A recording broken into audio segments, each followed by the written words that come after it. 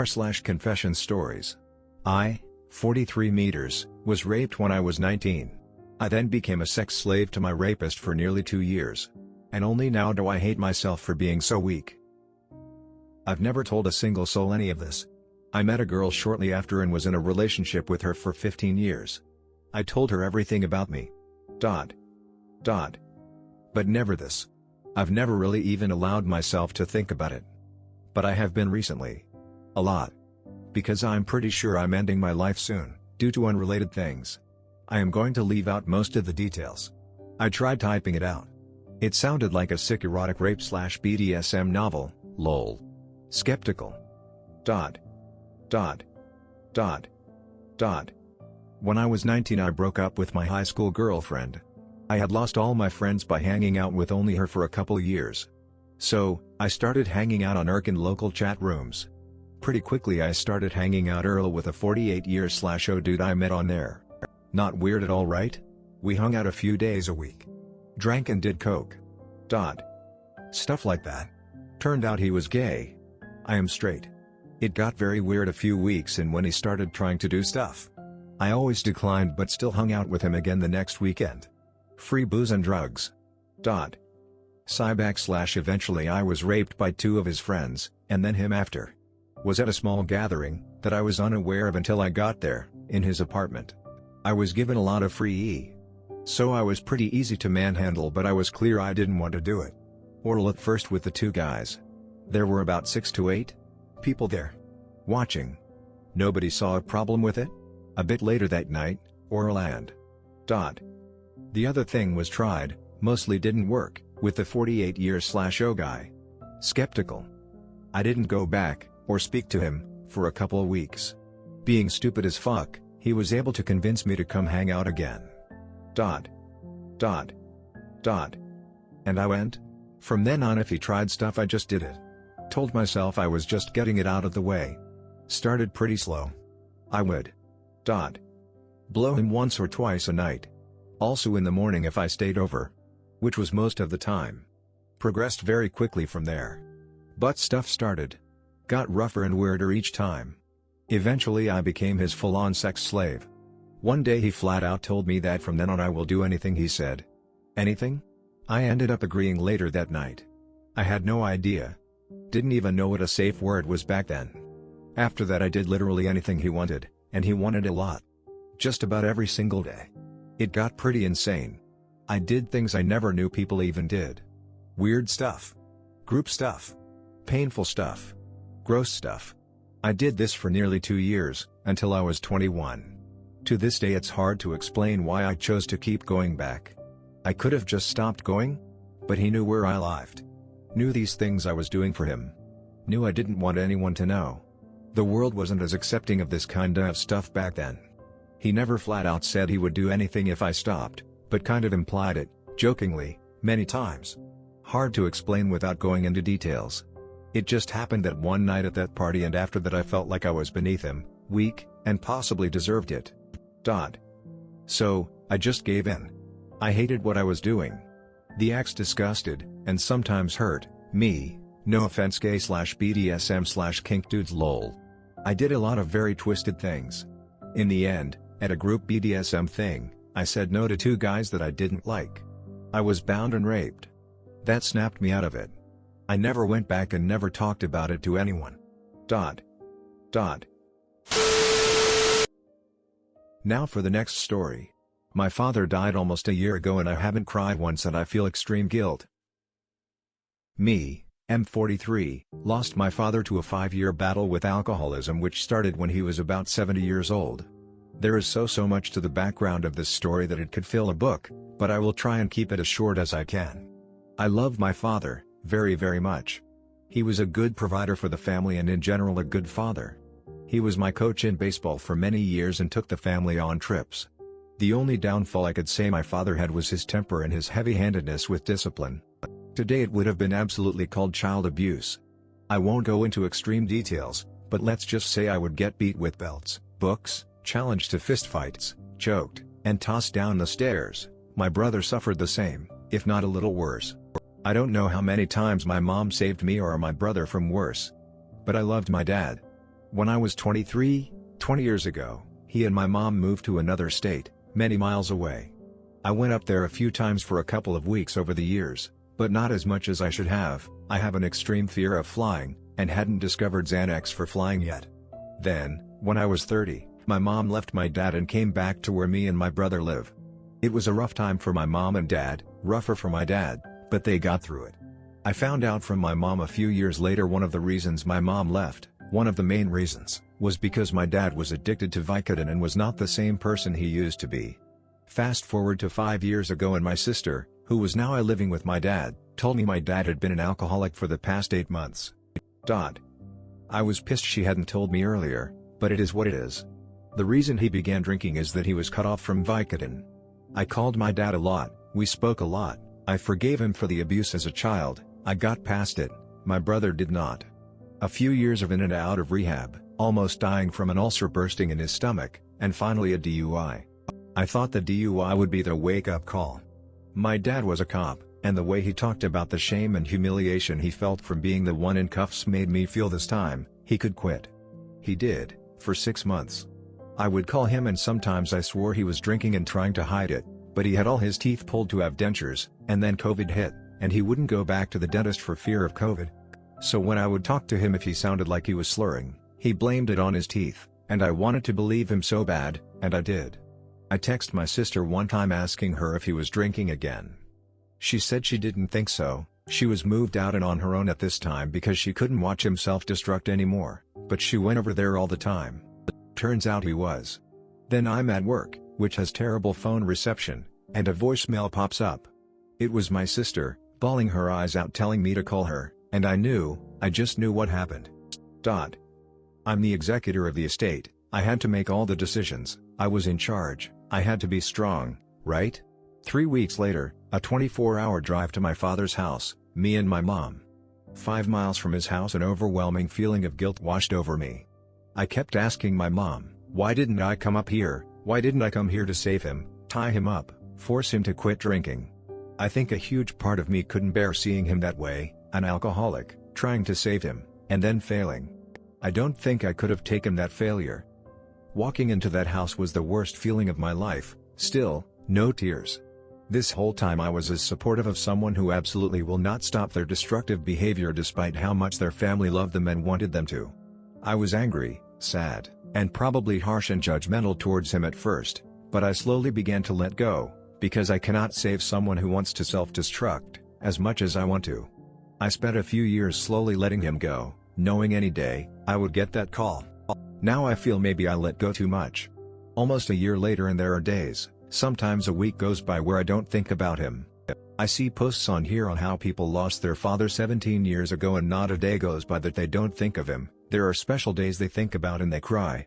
I have never cried. Maybe I spent those 5 years of his alcoholism grieving for him ahead of time because his alcoholism was so sudden, for me, and so bad.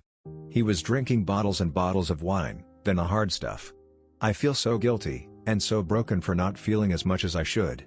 The closest I came was a week ago when I was clearing out old contacts. I came across his phone numbers in my phone. It was a wave of emotion, but it passed after 10 minutes. There's so much more, but this is long enough already. I don't know what to think about myself. TLDR, my dad died. I wasn't nearly as sad as I should have been. I feel like something is wrong with me. Now for the next story. I promise to kill myself if I'm ever made homeless again.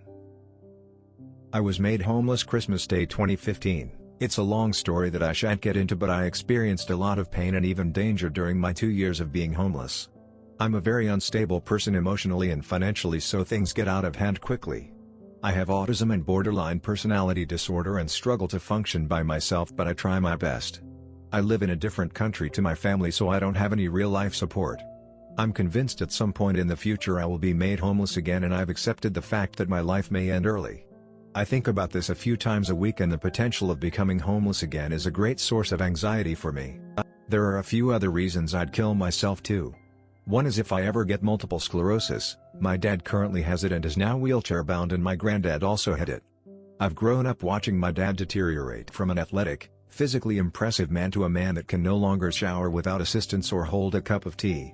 Another is if I ever experience another miscarriage. Me and my ex had two and the second sent me into literal insanity.